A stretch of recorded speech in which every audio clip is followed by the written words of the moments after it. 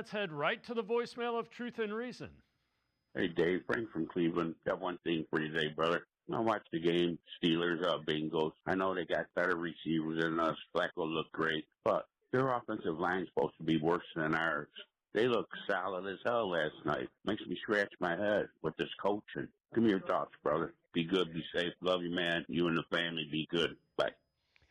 As always, appreciate all of the voicemails. Let's welcome in Garrett Bush from the Ultimate Cleveland Sports Show and the Barbershop. G. Bush, I thought the same thing, and here are my thoughts. Browns' problems, scheme-related, game plan-related, roster-related, or coaching-related relative to the offense? Man, I mean, can I say D, all the above?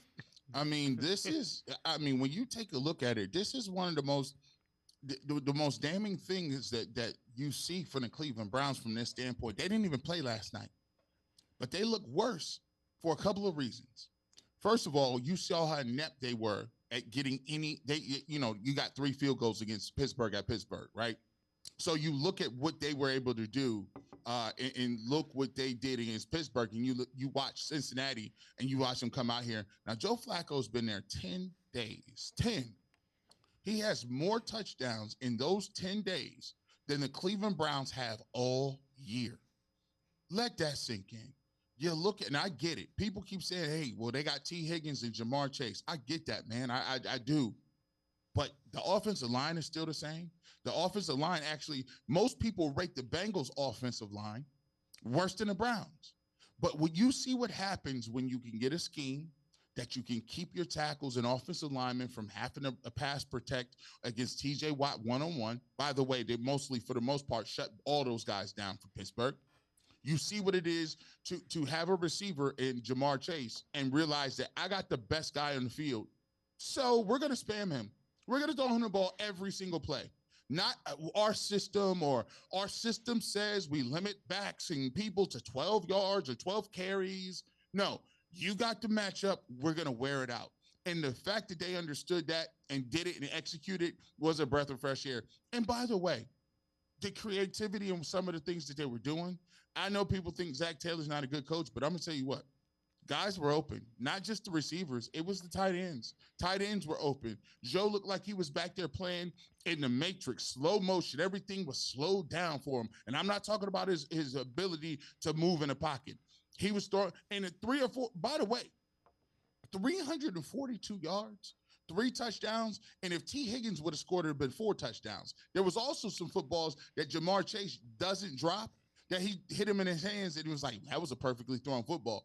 So to me, the Cleveland Browns just look crazy. And then the biggest thing that really, you've lived through this.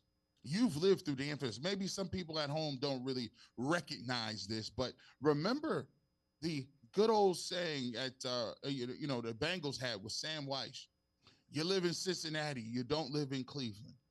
And to have that on a loud phone and microphone on repeat, like as I remember it back then, and to have them at the end of the game saying, thank you, Cleveland, just shows the ineptitude and how the rest of the league, they are laughing at us today. They are laughing at how comical we are. And the ownership has to take notice in that.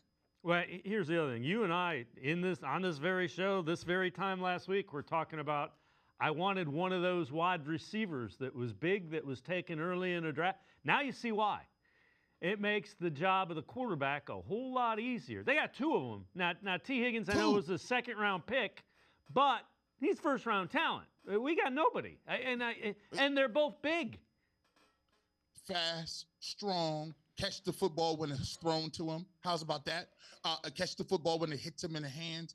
Look, guys, we sit here. We've been doing – listen, it has been a pleasure. Sports4CLE, we've been on here for almost 3 years now consistently, and we've had the same conversation multiple times. It gets to the offseason, Cleveland Browns in the name. Hey, are they going after said free agents? Cleveland Browns in the draft. Let's talk about these receivers. Well, who do we get?